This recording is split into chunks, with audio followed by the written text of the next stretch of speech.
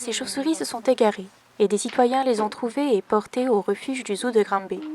Elles sont ensuite nourries, pesées et on vérifie leur état de santé. L'une d'elles présente des taches blanches étranges sur son aile. Des perforations mécaniques ou le syndrome du museau blanc. Il pourrait s'agir d'une maladie fongique touchant spécifiquement les chauves-souris.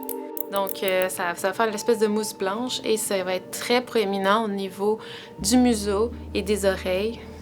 Donc, pourquoi on appelle ça le syndrome du museau blanc, en fait. Et ce champignon les affecte durant leur hibernation. Quand elles vont se réveiller à cause du champignon, ça va leur faire reperdre encore de l'énergie pour se réveiller, puis reperdre de l'énergie pour se rendormir. Et malheureusement, elles vont bien souvent mourir de fatigue. Alors qu'autrefois on comptait des centaines d'individus dans une caverne. Une année, je suis arrivé et là, ça avait chuté. Il y en avait 5-6. Il y avait des petits cadavres à l'extérieur, des petits cadavres à l'intérieur. Puis la destruction était presque totale.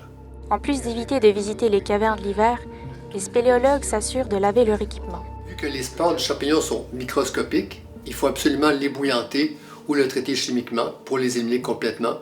Sinon, on se promène de caverne en caverne et on transporte le champignon avec nous.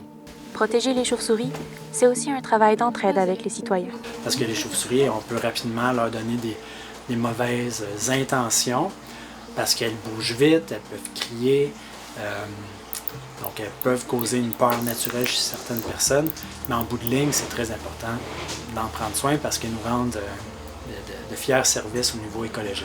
En diffusant puis en parlant du travail qu'on fait ici, je suis également convaincu que là, on a un aspect de sensibilisation à plus grande échelle là, qui est également important.